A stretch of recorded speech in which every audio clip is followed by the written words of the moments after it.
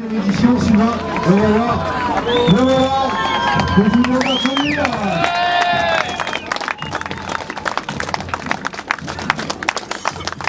La victoire de Sylvain Court, qui s'impose ici à Paris.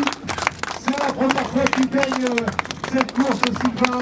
Voilà, il regarde la tour Eiffel, il embrasse vers le ciel la tour Eiffel. Voilà, très belle victoire de Sylvain. Sylvain qui a déjà remporté la première manche du Trail Tour. Voilà, super. Comme ça, Sylvain, voilà Sylvain, il a terminé, il a remporté en ce début d'année le Trail de Grand Brassac. Et les premières impressions. Ah, c'est énorme. Je suis hyper ému, même si voilà, bon, il manquait beaucoup de coureurs voilà, comme Eric. Et j'aurais préféré voilà, courir avec Eric, il manquait Thierry, Manu. Et voilà, je suis hyper heureux de cette victoire parce que c'est dans la capitale. Ça fait 2 ans que je suis passé à côté et enfin je peux accrocher à mon palmarès. Je suis bien content. Voilà, une insolation l'année dernière, je crois au 40 ou 45e kilomètre, tu avais aussi enlevé tout espoir.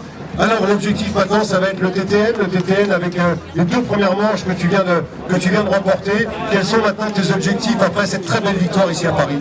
Prochain objectif déjà ça va être récupérer parce que c'est une course, voilà, on n'est pas des robots, c'est une course qui est hyper exigeante physiquement. Là voilà, j'ai vraiment fini dans le dur, il n'y a pas de photo, c'est dur pour tout le monde, quoi, du premier au dernier, c'est tout le monde qui souffre aujourd'hui et voilà, donc maintenant je veux bien récupérer, je vais me faire 2 semaines de break parce que voilà, je pense que c'est bien mérité. Ouais. Alors un petit mot sur ta course, à quel moment tu es parti, tu as lâché un petit peu tes copains qui étaient avec toi, toute la bande là. Comment ça s'est passé? Comment déjà tu as trouvé le parcours aujourd'hui? Pas facile. Voilà, les dernières difficultés c'était la chaleur. J'ai hyper souffert de chaleur. Je suis parti déjà sans casquette, je me suis mal hydraté. Et voilà, donc j'ai dû abandonner. Cette année, voilà, il faisait meilleur, mais le parcours était un peu plus boueux, un peu plus rigoureux physiquement, quoi. Enfin, les appuis étaient fuyants, donc voilà, c'était costaud. Et voilà, bon, j'ai réussi à attaquer tout doucement. Je suis parti au train à environ 4 km de Chaville, au kilomètre 51, dans la côte de l'Orangerie. J'ai attaqué tranquillement, sans vraiment faire un gros effort, parce que voilà, il restait encore plus de 30 km derrière et voilà, sur une course comme ça, on ne peut pas se permettre d'attaquer voilà, comme au Tour de France, on n'est pas en vélo. Donc voilà, c'est tranquille au train et j'ai vu que voilà, il y avait un Espagnol derrière qui était très fort. J'aimerais bien savoir son nom parce que putain il s'est accroché, c'était vachement dur de décramponner.